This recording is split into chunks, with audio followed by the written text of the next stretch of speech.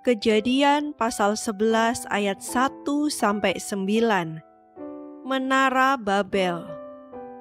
Adapun seluruh bumi, satu bahasanya dan satu logatnya. Maka berangkatlah mereka ke sebelah timur dan menjumpai tanah datar di tanah Sinear.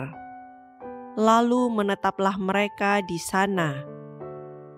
Mereka berkata seorang kepada yang lain, "Marilah kita membuat batu bata dan membakarnya baik-baik." Lalu bata itulah dipakai mereka sebagai batu dan tergala-gala sebagai tanah liat.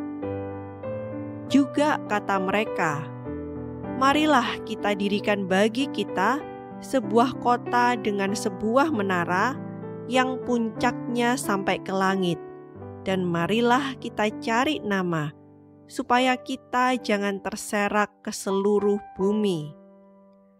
Lalu turunlah Tuhan untuk melihat kota dan menara yang didirikan oleh anak-anak manusia itu.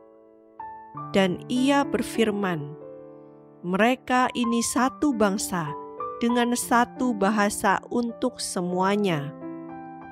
Ini barulah permulaan usaha mereka.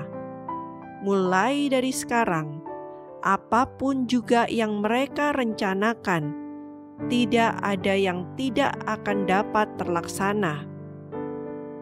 Baiklah kita turun dan mengacau balaukan di sana bahasa mereka, sehingga mereka tidak mengerti lagi bahasa masing-masing." Demikianlah mereka diserakkan Tuhan dari situ ke seluruh bumi, dan mereka berhenti mendirikan kota itu. Itulah sebabnya sampai sekarang nama kota itu disebut Babel, karena disitulah dikacau balaukan Tuhan bahasa seluruh bumi, dan dari situlah mereka diserakkan Tuhan ke seluruh bumi. Ayat 10-26. Keturunan Sem. Inilah keturunan Sem. Setelah Sem berumur 100 tahun, ia memperanakkan Arpaksad, 2 tahun setelah air bah itu. Sem masih hidup 500 tahun setelah ia memperanakkan Arpaksad, dan ia memperanakkan anak-anak lelaki dan perempuan. Setelah Arpaksad hidup 35 tahun, ia memperanakkan Selah. Arpaksad masih hidup 403 tahun setelah ia memperanakkan Selah, dan ia memperanakkan anak-anak lelaki dan perempuan. Setelah Selah hidup 30 tahun, ia memperanakkan Eber. Selah masih hidup 403 tahun setelah ia memperanakkan Eber, dan ia memperanakkan anak-anak lelaki dan perempuan. Setelah Eber hidup 34 tahun, ia memperanakkan Pelek. Eber masih hidup 430 tahun setelah ia memperanakkan Pelek, dan ia memperanakkan anak-anak lelaki dan perempuan. Setelah Pelek hidup 30 tahun, ia memperanakkan Rehu. Pelek masih hidup 209 tahun setelah ia memperanakkan Rehu, dan ia memperanakkan anak-anak lelaki dan perempuan. Setelah Rehu hidup 32 tahun, ia memperanakkan Serug.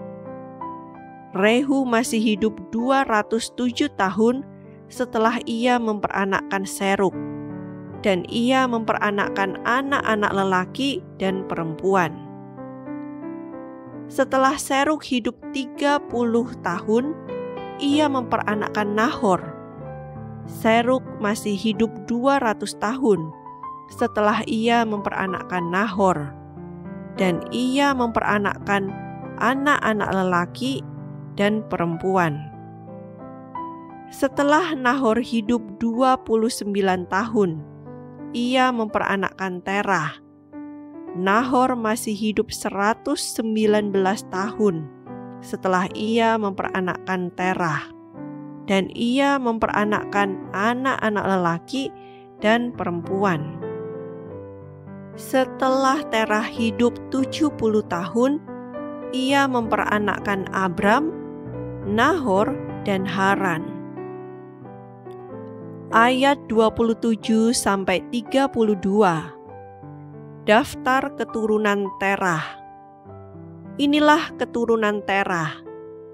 Terah memperanakkan Abram, Nahor, dan Haran. Dan Haran memperanakkan Lot.